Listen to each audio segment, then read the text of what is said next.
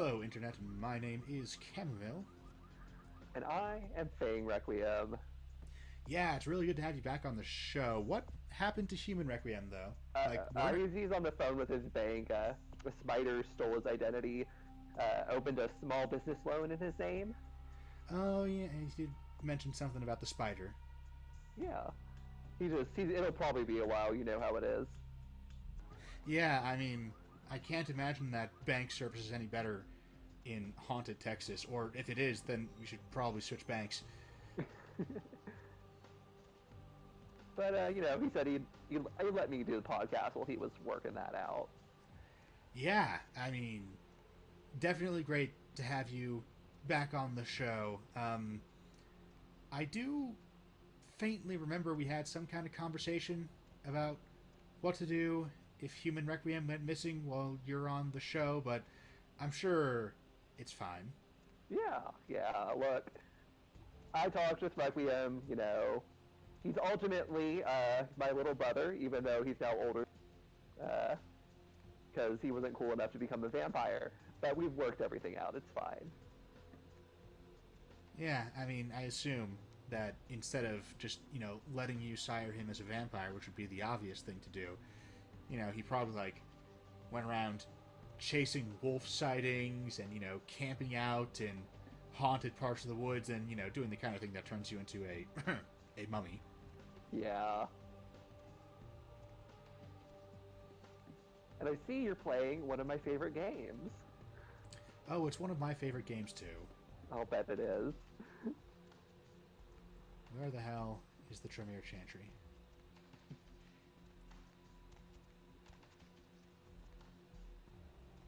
Okay, I've totally lost track of where this thing is. It's. There it is. Okay, I did. I walked right past it. I think it was probably behind me as we started.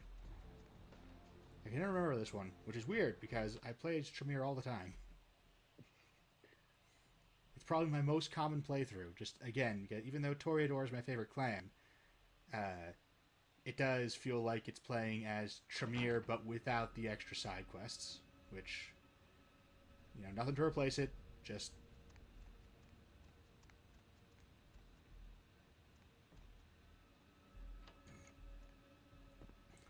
excuse me. Hello, neonate. How can I be of assistance? Of course. What's the point of that part of the dialogue tree? He's like, oh hey, how can I be of assistance? And then you have a one option which is to give other dialogue options, and another option just to leave. And then the next list of options also has the leave out. Like, You have? Impressive, young one. What exactly was the source of the epidemic? Tell me of this so-called bishop. I see. That end may very well be upon us. so the smart thing to But do to would have business. been to I have a talk debt about to this pay in the you last for your episode when we services. were dealing directly with the plague cult. If you But so desire, I can give to you a unique talisman that Human might be Requiem of was use talking in the about future. how he If that does had not interest you, some I can thoughts on compensate you cults with in hard horror, currency. You which decide. Yeah. I don't know if you can take Uh, over for him until he gets back. I mean, I expect he'll be on the phone for a while. A wise choice, yeah. neonate. Well, True power lies not in wealth, but in the you get into the things of the thing heart. where you have to You discuss have like done what a well. cult You were is, like what spirited that and word much raised here means. at the Chantry. Perhaps Uh, you might have a place here with us sometime in the there's future. kind of the thing where historically it's just kind of meant a weird religion. Right. And if you try to do the more harm-based definition, you end up including a lot of things that we don't normally think of as cults. On the one hand, Uh, yes, but on the other hand, like, I am perfectly willing to include one, certain non religious entities, and two, you know, certain segments of the Catholic Church or whatever as cults. Like, I have personally always been very sympathetic to a cult as a method of operation that has to do with targeting vulnerable people, um, and then sort of inducting them into a society whose norms and jargon are so radically different from the rest of the world that it makes it easy to isolate them, and then once they're isolated, you can exploit them. Yeah. There's a really interesting article by a author, not an author, a historian of ancient history, talking about the Spartans and how that society sustained itself, and how what you do is because the actual initiation ritual into the Spartan sort of, I remember the word for it, but sort of like the Spartan essentially like legion type groups. I can't remember the name for it either. But If you watch like 300, the thing that gets you your Spartan citizenship is the Leonidas goes out and he kills a wolf. What actually happens is you go out into the wilderness, and do you know what you kill? I do. What do you kill? You find... slave is a strictly accurate term. You go and you kill a slave. It's closer to our conception of a peasant. You know, it's someone who is a ruled subject, but who nevertheless tends to live in their own community. Yeah, so... But yeah, helot is the, like, literal Greek term that was used. But you go and you kill a peasant is probably the best way of putting it. Yeah, you do moral injury to yourself, and that makes it so you can't actually ever reject the violence and horror of this society you're in, because to do so, you would have to confront this horrible thing you did that made you part of the group. Yeah. If the society is wrong, that means you killed an innocent person for nothing. And that is something that, like, gangs use that method to this day. You know, the stereotypical, and it's not nearly as bad now as it was, like, 40 years ago, for the record, but the stereotypical thing of, in order to join the gang, you have to kill someone. It's the exact same thing. Midsommar is another example of this. The main character, she is sort of been drugged and brainwashed, and she has the option of, at the end, they're doing this human sacrifice, and she has the option of picking her ex-boyfriend, or I guess they're not technically exes at this point, her boyfriend, or her, or just another member of this cult. At that point, she's been so brainwashed, she naturally picks her boyfriend. And so she's done moral injury. She's now complicit in the violence of the cult, and that's going to make it so she can be inducted into it. She's not going to be able to ever get out of it, because she would then have to confront this thing she did. Righteous. You know, you just may have an Right. soul. I'll let you chew on that, Cammy. Some of the boys might have overheard our conversation and gotten the impression I've gone soft. I don't remember exactly. I don't know exactly what Requiem wanted to talk about with cults in fiction. I haven't fed off of him recently, so I don't have memories at the moment. He hasn't said anything on camera about it, or off camera and to me, so...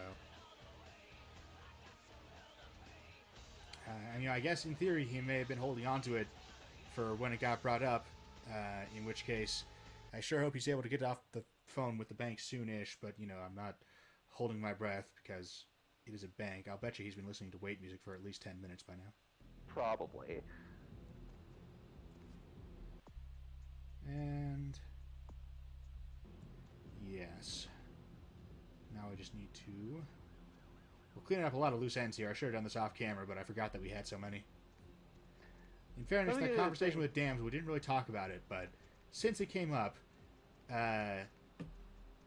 Damsel there is, like, she really aggressively hates you for working for LaCroix right off the bat.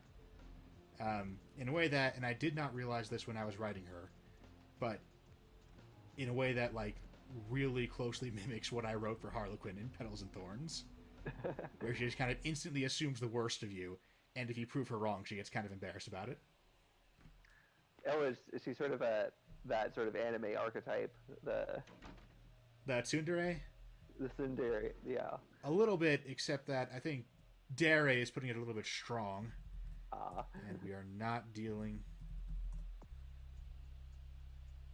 with this bullshit again. We are... oh, hey. Unlocking... You're using the dark magic I taught you. Yes. It's really come in handy. Requiem was, of course, very nervous about, like, oh, don't tamper with dark forces just because it's more convenient. And, which I felt like was a little bit hypocritical coming from him. Here we are. He mostly tampers with Dark Forces for the hell of it. I mean, this is true, but like I feel like it makes the point. At least when I do it, I get minor benefit out of it, right? Fang's fate was sealed the moment he entered. Do not waste time debating the morality. I had not planned to. If a man walks into a tiger's domain, it may result in his being devoured. That's a bad analogy, but also I my 9 humanity score notwithstanding, I really don't care. Yes, I am searching for 2 items I have tracked to this area. One I believe. And why are you telling us? Like, we don't really care. Not yet searched them all.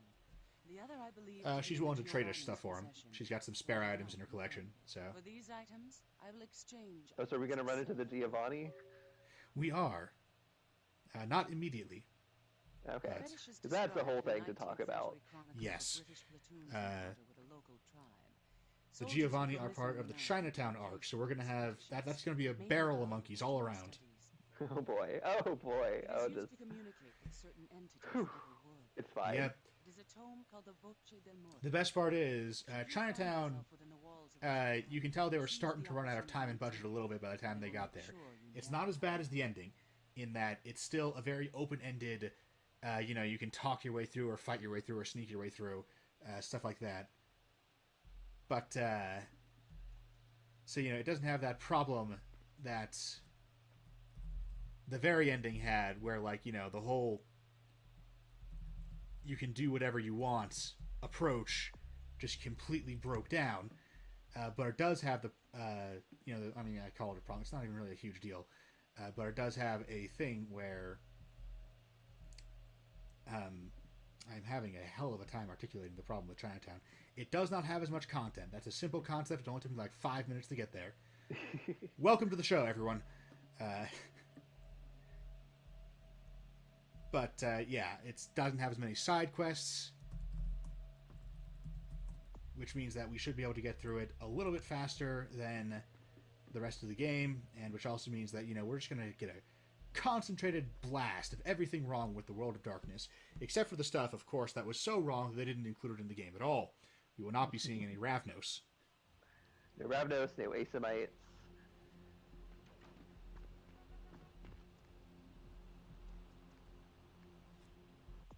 Probably other stuff that I am not remembering off the top of my head.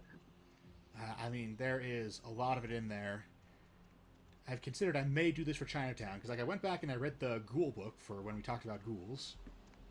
And as a token gesture towards the ridiculous amounts of research that Requiem has done for this playthrough, I have been going back and reading some of my old World of Darkness PDFs, all of which are perfectly legal. Yeah, of course. There's one thing I know about you. You'd never do anything that wasn't your very lawful good, like your character. That's why you always play lawful characters. Yeah, that's me. Lawful. To the end. I definitely haven't uploaded my own works to the Trove in the spirit of information wanting to be free. What even is the Trove? I don't know. Those words just seemed right, but I don't even know what they mean. You should get out of here. This place is bad news. Pardon me.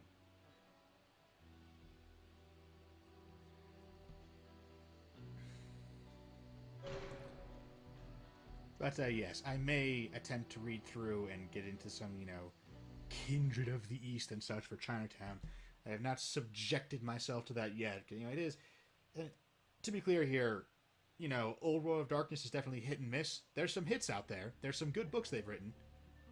But, for Chinatown, I am kind of, specifically looking for some of their worst work. Not quite their absolute worst, but amongst their worst work, and... that is going to be kind of painful. I'm not going to promise that I'll actually... Anyway, so here we can see, by the skin tone, that is a human being who appears to be terribly distressed. So we should probably arm ourselves before approaching and offering comfort. You okay, buddy? You doing all right? All right, asshole, time to die. And this is the psychiatric hospital? Yeah, it is the mansion of Grout, the Malkavian primogen, who is, he has a psychiatric, like an old school insane asylum, calling it a psychiatric hospital, even as someone who considers psychiatric hospitals, inpatient facilities at least, to largely be havens of abuse and neglect, they're still a hell of a lot better than an insane asylum. So I feel like, even as someone who considers psychiatric hospital to be a bit of a dirty word, calling this place a psychiatric hospital is nevertheless giving it too much credit. Yeah. There's some ugly history behind that has happened over the course of developing psychiatry as a field, unfortunately. It is quite peculiar, the happenings Yeah. to witness. Grout has conveniently just left audio logs in chronological order lying around his mansion in roughly the order that an intruder would find them while breaking in. As a professional and as a sufferer of this vampiric. This is a good, It seems the stream of has begun like, to it erode communicates the his moorings arc of very my well, chosen course of and I study. like it, For the because, you don't want to have a thing where you get to the methodologies end and his of entire audio psychology log is there and you have to listen to the whole, that would be terrible. I It is, find however, myself totally in an inexplicable. era that overlooks the physical component of psychological pathology time and again in favor of the sophisticated. Did you and Requiem talk about the TV show Ratchet on camera? We did not. Okay. Its champions all Maybe we could talk about that a little bit. Ratchet is a new Netflix show, very loosely based on, it's sort of a prequel to One Flew Over the Cuckoo's Nest. It gets into the issue where, like, I feel like, so One Flew Over the Cuckoo's Nest is set in a psychiatric hospital in the 60s, and it sort of gets into all how horrific it was, and like a lot of the people in hospital don't really have any actual sort of issues. They just have non-normative behaviors. So there's a guy who's a homosexual. There's a guy who Which homosexuality explicitly considered a mental illness by the DMV until the 70s. So Yep. yeah, that was a thing. You've got a guy who just is no longer sexually attracted to his wife. You've got not the narrator, but sort of the focus character, who I think his name is Jack. I should probably check the vampire net before I say that. We do have our own internet. I was about to ask, is that the same as, like, the hag visions of the crystal ball that Mother Sorrow was doing, and then that Requiem was doing after he, I assume, stole the crystal ball? Maybe he had his own? It sure looked like it was Mother Sorrow's. I lament their loss, not only as broken. How many internets are out there that I don't know about? I mean, most vampires are pretty rich, so we just get a special internet. I guess that makes sense. His name We is have Randy. talked about on camera about the low cost of living of vampires makes it pretty easy to build wealth. The main character's name is Randall. Randall's just sort of a miscreant criminal type who is in the psychiatric hospital because he was able to convince them that he had some sort of mental disorder because he thought that would be easier being in a psychiatric hospital than being in a prison. So you have a lot of people who are in it just because of their non-normative, which sort of gets into Foucault's critique of psychiatry as an industry, as a sort of a system of control, which that critique has also been subject to critique. I don't know. It's the whole thing that you could potentially get into that's a bit... I mean, it's pretty in the weeds. As sort of like just a, bottom line of my opinion of Foucault's opinion, to the best of my understanding, he is a little bit dense. Not in terms of, like, intelligence, but in terms of his writing is... Like many philosophers, you can tell it's profound because he writes so unclearly. Although he is certainly not the champion of that. He's got nothing on Kant, I'll tell you that. I still don't know what that guy believes. I've read Wikipedia articles on it, and I have to take their word for it. Anyway, my bottom line is that I think Foucault attributes too much intentionality to the way psychiatric hospitals turn out. I think the way that psychiatric hospitals turn out is largely just a function of the fact that it is easier to run a horror house than it is to run someplace nice. Yeah, and I feel like some of the evidence, it's also like sort of with the thing with people, that there was the whole thing about childhood being a Victorian invention, like, not like when you talk about sort of like, so you can think about like you have like the objective issues of the mind, which we'll call sort of the non-normative mind. There's three ways of talking about the non-normative mind. So you can talk about it mental illness, which is sort of talking about the non-normative mind from a medical, scientific perspective. You can talk about it in terms of insanity, which would be sort of the legal and perspective, like the insanity defense is a person with some sort of mental issue, are they culpable for their actions, and that gets into stuff like free will and consciousness. And then you have madness, which is how we talk about the non-normative mind in literature, which is very much a product of culture and sort of like specific historical circumstances. Freudianism is mostly discredited, but if you read a work of literature produced around the time, like if you read Equus or if you view a lot of film noir, that's being produced by people where Freudianism is the prevailing scientific idea of the mind, and they're trying to reflect that. So you have to sort of talk about Freudianism in these contexts almost as if it's objectively true. But then you get stuff like Hamlet, where Hamlet deals with the non-normative mind, but it's well before we have any sort of scientific way of discussing that. So there are different ways to like talk about this issue. Existence sure is frail. Anyways, please continue. And Foucault sort of wants to treat it like it's only a social contract and only about sort of power, but like there was even before like the modern era and the scientific way of looking at the mind, there was discussion of mental illness and discussion of it being harmful, and they weren't just always integrated into society the way he implies. He like compares it to leprosy and how leprosy is specifically demonized in Christianity, but there were places where it wasn't really, it was just a thing, like in Hawaii before the arrival of Europeans, lepers weren't sort of excluded or demonized. It's weird that Christians do that, by the way, because there's multiple Bible stories about how like Jesus is specifically great for bucking that trend. Like, he does heal them, but like there's stories where everyone is like, oh shit, a leper, don't let him come near, and Jesus is like, nah, I can help this guy out. And yet the stigma against leprosy did not go down at all under Christianity. There's actually a book discussing how, like, I think it's the formation of a persecuting society that talks about how stuff like the persecution of like lepers and heretics eventually transitioned into persecution of like homosexuals and witches and Jewish people as Europe becomes in the High Middle Ages what the author terms a persecuting society.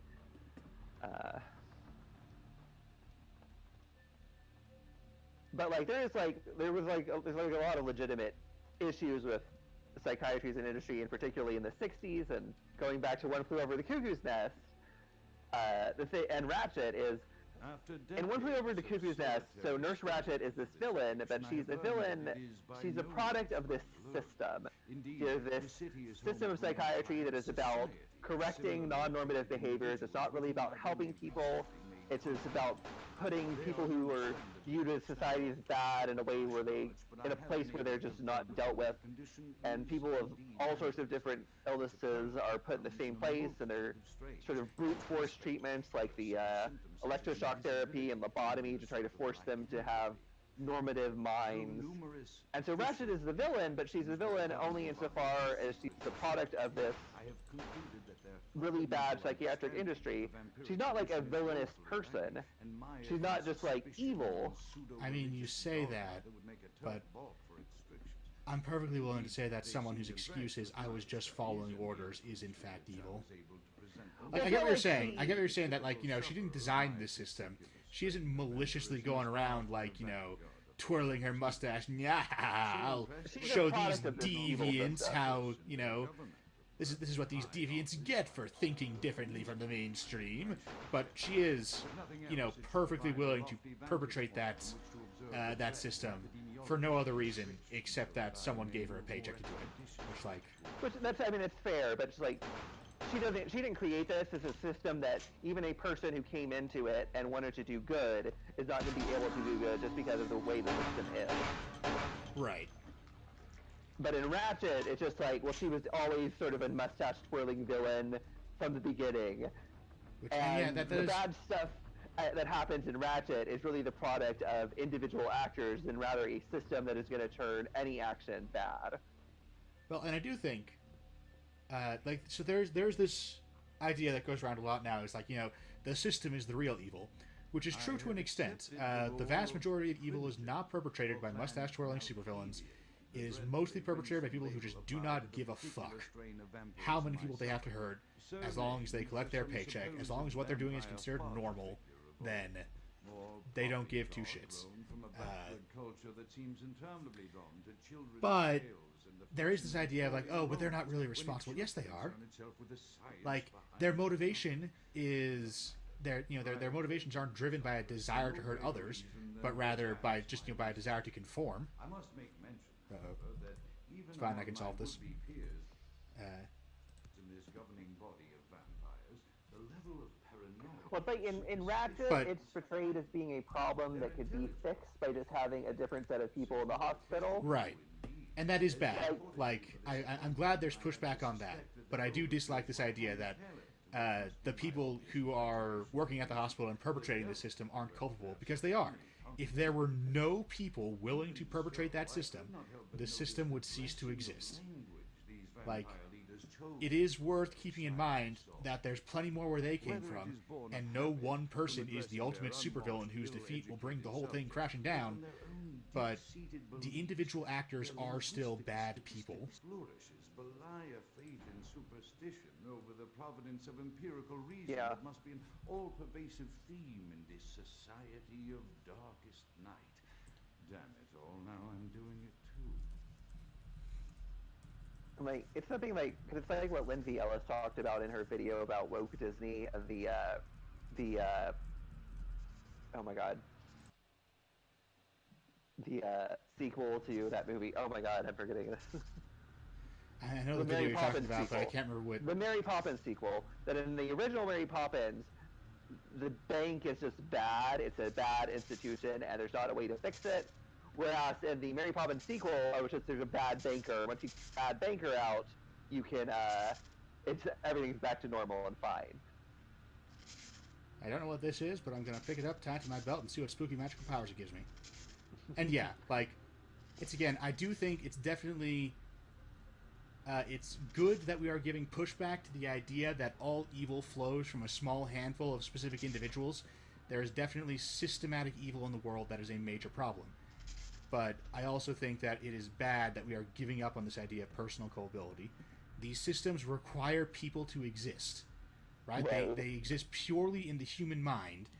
So, it's true that most of the people who are complicit in these systems could have been perfectly normal doctors in a different system, and that's an important thing to keep in mind when we think about, how to change our society such that these things do not happen. We do not have to, like, destroy all our enemies.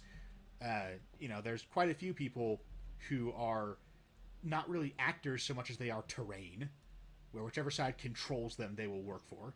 They have ceded their agency. They could be actors. It's not like they're incapable of being actors somehow. They have decided not to be, though. Well, yeah, and even within these systems, you will get people who push back on it. Like, after you have Descartes and the whole mind-body dualism thing, you start having people doing vivisections on animals, and this thought was, they're animals, they don't really have a soul, they're just machines, they look like they're feeling pain, but they aren't really. And there was pushback on that. There were people who were like, no, they're clearly in pain. Like, they're not just little biological machines that don't actually experience any emotions. And we know that there's a surprising amount of conservation of, like, the chemicals associated with emotions among different animals.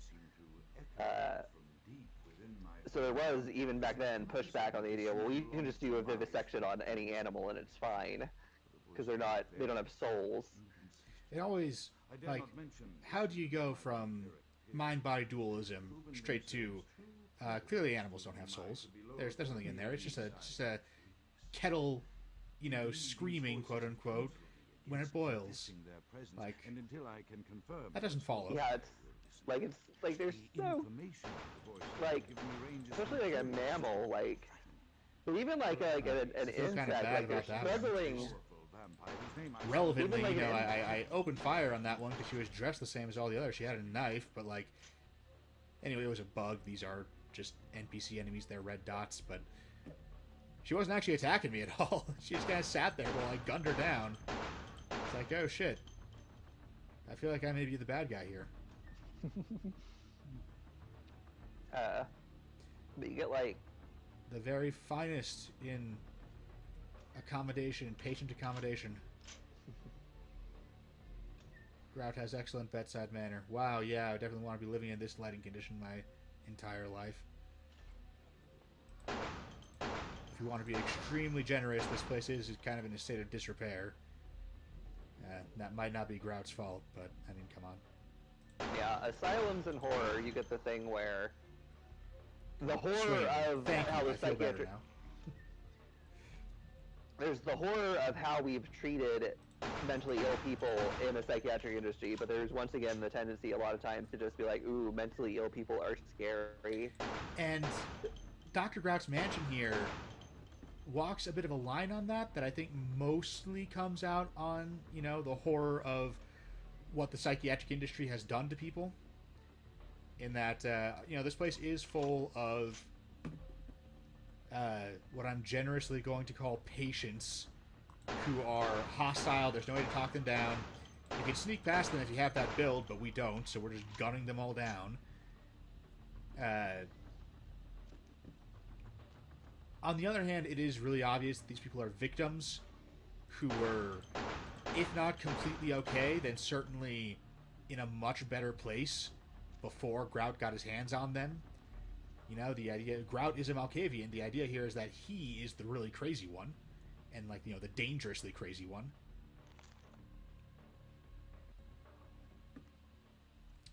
But on the other hand, we are just coming to a place full of people who are mentally ill, either, because of pre-existing conditions or because of mental trauma, and we're just blasting through all of them. You kind of get a similar thing in American Horror Story Asylum, where it goes, instead of being like walking the line, it swings wildly between the two. Like, there are moments where it's very much about like the horrors of the psychiatric industry, that like you see people who are going to be subject to lobotomies and like electroshock therapy, and one of the main characters was committed just because she was a lesbian. But you also have like, ooh, you have a lot of, oh, this is scary because you're in this place with a bunch of mentally ill people. It's very Ryan Murphy-esque. And I mean, we also in get fairness, that kind of miserable treatment does tend to degrade people's psyche, and that leads to erratic behavior, which can be fairly frightening. But, you okay, buddy? I'm doing my best not to. Okay, nope, she's a red dot. I would be a lot more. I would like this level a lot, actually. For what it has to say about, especially those, like 1890s insane asylums. Like, that's a real easy target. But recall, like, if there were non-hostile people in this place that you could. Okay, I'm going to have to no clip through a hole. also get like There we go. the Grave Encounters movie, which Should probably spend some of this XP at some point. it's been Please a while continue since I while I watched. sort that out. It's been a while since I watched it, but as I recall, like they go to this haunted psychiatric hospital or haunted asylum, and like the story ends up really being much focused on the horror of the, because it's like the main evil ghost is this evil psychiatrist. So the ghost like the villain is a evil psychiatrist, as I recall. So it ended up focusing on that more so than, oh, there were just mentally ill people here. That makes it spooky. You also get Shutter Island, which I haven't seen. I saw one scene out of context while my family was watching it. I walked in, I saw the scene, and I was like, I immediately guessed what the twist was based on this single scene. I mean, I am dimly aware this movie exists, so Because like you do have the thing where like you used to have what was called like Kilbride institutions. It was a style of architecture. It was thought that you would design your hospitals in a certain style that would help the mental issues of the patient. And a lot the style of architecture was predates Freud. So you have these old hospitals that were trying to treat mentally ill people before Freud was even a thing. So these are places that have witnessed every single aspect of horror of the psychiatric industry. The most infamous Denver's psychiatric hospital.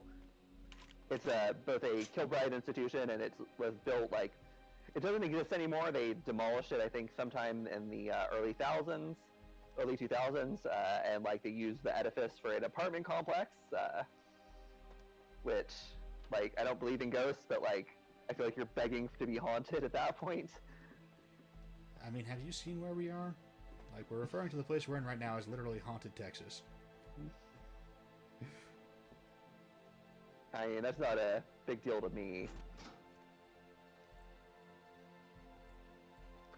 Also, I guess Requiem did not explain to you that Texas is haunted Texas. This is just how Texas be. I mean, my only real contact with Texas is... Yeah, oh hey, we get to kill some orderlies. That makes me feel better about it. But my only real experience with Texas was Door Monster, and I did not get a haunted vibe from them, but I guess they are a YouTube channel, you know. They have a brand, and I guess if being haunted isn't their brand, then... Yeah, Texas exists in a superliminal state between all the worlds. Not a lot of people know that.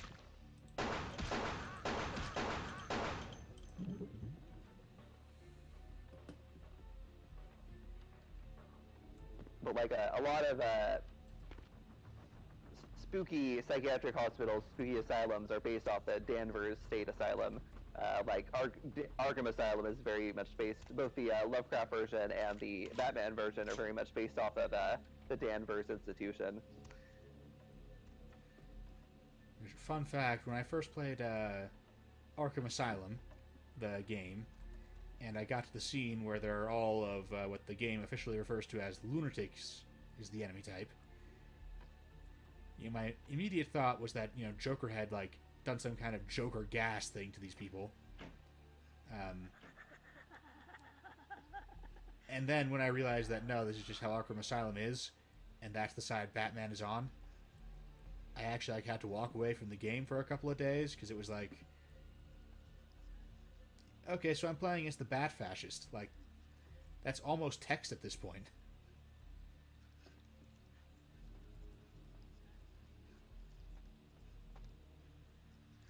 This is a very weird room.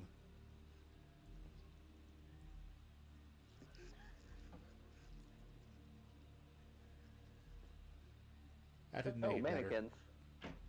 Yeah, no. There's two mannequins lying on a bed, just surrounded by empty chairs, and then I come out and they're waving at me. Hi guys. This is probably it's probably fine. Oh, I'm just getting a message on my phone. It's from somebody called Pizza Surf, and they say they want you to do an ad read. Oh yeah, well, drop on by to Pizza Surf, home of the surf pizza, consume it for sustenance. They have lovely mannequins with all four limbs attached, usually, that really sort of make the place feel lived in despite the pandemic. You know, have you ever gone into a restaurant during the pandemic and had that uncanny thing where it's the middle of the day, and yet there's only like 3 tables being served. Well, not at Pizza Surf. Also, just like we have been right now, you do sometimes get locked in, but that just gives you more chance to experience that wonderful atmosphere. So drop on by to Pizza Surf for sustenance. Why are my pockets suddenly filled with human teeth? I'm sure there's a conversion rate to US dollars somewhere. We'll get that sorted out into proper money at some point. It's fine. This is fine.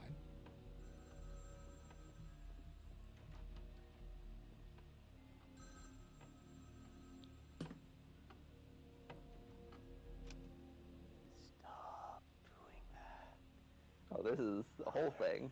Shouldn't be too pleased. So is the hospital gaslighting us?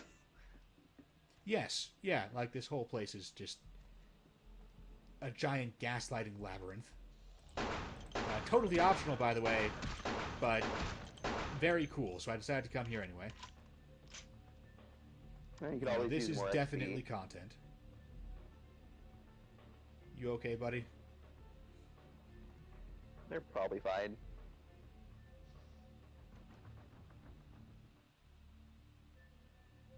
So is Grout not Grout?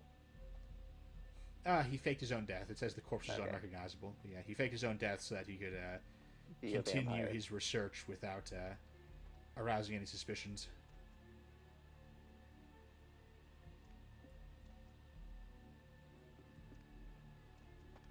And we did score some morphine going through this place. Not just that, but, you know, a couple of bottles, so, you know, totally worth it.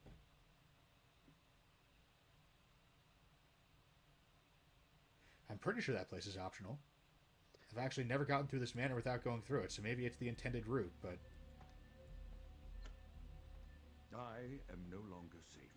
I So know probably the better thing to the do with voices have this proven would have been to themselves have authentic, all, and I have like, withdrawn the from vampire actual mentally ill society. people not be enemies and just have, like, No doubt draw attention. They have some orderlies Monsters. who attack you. Fragile composure around the ravenous so, like, having, like, Dementor-style madness monsters and orderlies be your The exclusive voices enemies have rather than told me the, to make what I fear is a Faustian bargain the patients. for their demands Yeah. are constant and merciless. I have secluded myself within I the would have mansion. felt better about it. Like, I would have felt okay with it. Strike out. Like, you know, I would have said that this is good enough to not be a problem and to even be a reasonable treatment of the situation. Taken precautions If to protect my beloved wife. whether or not the patients were hostile varied from one to another. Yeah. Not by, like, model type even, but just, like, sometimes you'll see someone crying in a corner, and if you leave them alone, they will leave you alone. I have yet to find a patient who actually works that way. Some of them you have to, like, walk right up to them, but they will eventually notice you and try to stab you. Menace, the approach of which portends an end to all. Which, yeah. If a bunch of the patients... And, like, that's actually, like, that would be kind of a fun roleplay encounter, especially if the majority of patients were non-hostile and just kind of wept in corners and such, and, you know, paced around in a... I forget the medical term for it, but, you know, in a mentally ill manner, I guess. I'm thinking again of the particular vampire. Then only a few of them actually freak out and attack you. Then that would actually be, you know, really interesting and compelling. This texture, by the way, is just broken. There's supposed to be his preserved wife inside there, but the glass texture is freaking out. That's on my end. It's not the machine. It's not the connection's fault. So, yeah. Oh, so he's like Mr. Freeze. Basically. Keep from crying out in chorus with the voices. One of the So, more we'll compelling actually... Batman villains. Oh, yeah, he's a fantastic Batman villain. Batman has a couple of really good... You know, on the subject of mental illness, Batman is really interesting for the way that his rogues gallery is basically, you know, a tour de force of the DMV. I felt like Poison Ivy is basically a hero at this point. Like, she's basically right at this point. Like, there's this clip from the Batman cartoon series where she's like, the world doesn't need another billionaire. And she's like, yeah, I mean, you make a good point. You could definitely play it that way. It would be very easy. But, generally speaking, Poison Ivy is trying to wipe out humanity in order to preserve the biosphere, which feels like missing the point. There are versions of her where it's like she's essentially just Batman. Yeah, no, like you could definitely have a Poison Ivy where she opposes Batman because, you know, she's trying to preserve the environment for humans, and you know, Batman being a billionaire is most likely, you know, almost certainly complicit in environmental degradation, including, you know, global warming, which is going to kill a lot of people, possibly literally everyone. Out is dead? Pity it could not be by my hand. So yeah, you could definitely, Soon yourself you could run and prophets and all a version of Batman where Poison Ivy and Harley Quinn were the good guys, and I would be there for it.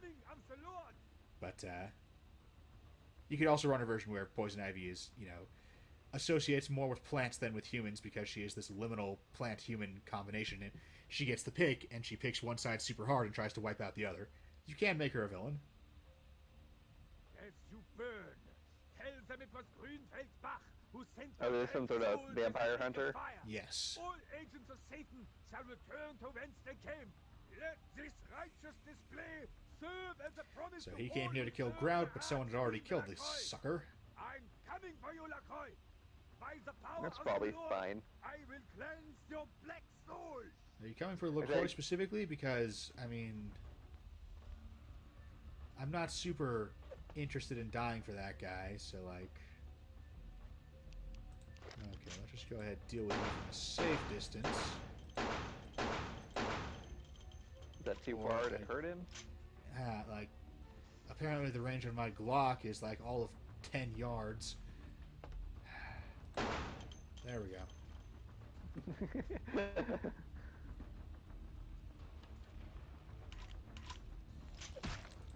God damn it. This isn't good.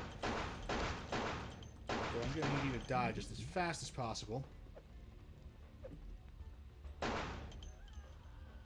Apparently these guys are just very difficult to hit with bullets for some reason.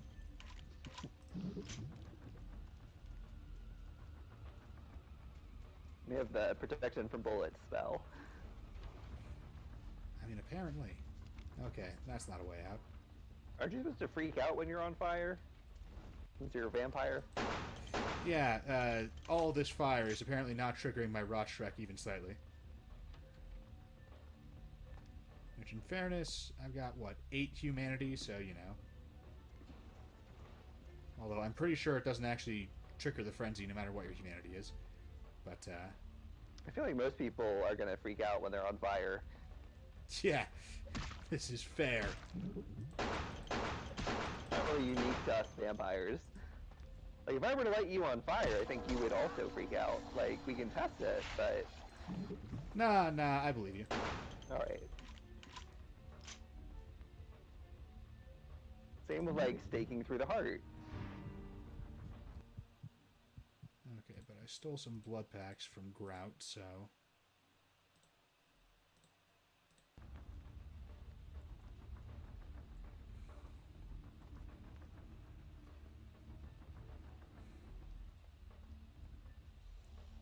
These fire guys are like some kind of karmic retribution for all the burning ghouls I added to Petals and Thorns.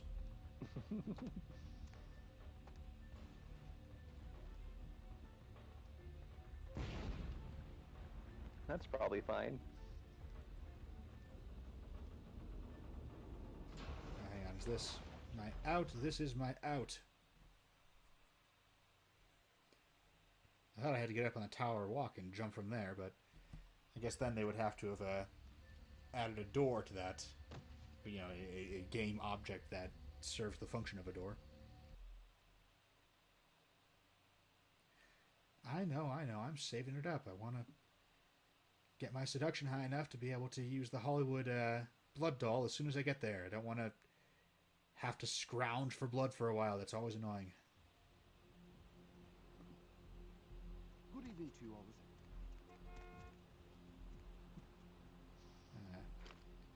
Let's not walk into Venture Tower with a gun drawn. Not that Chunk will notice, but...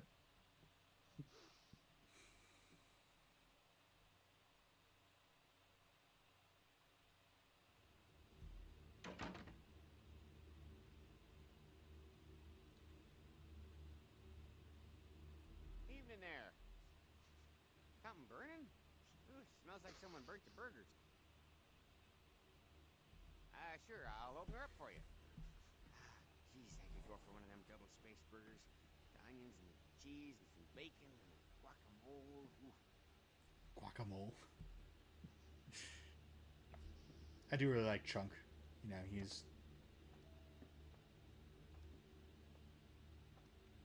Should make him a vampire. Well, I mean, I feel like that would ruin him. This is ultimately a guy who just wants to eat. And, you know, in the world of darkness, true. that's really charming.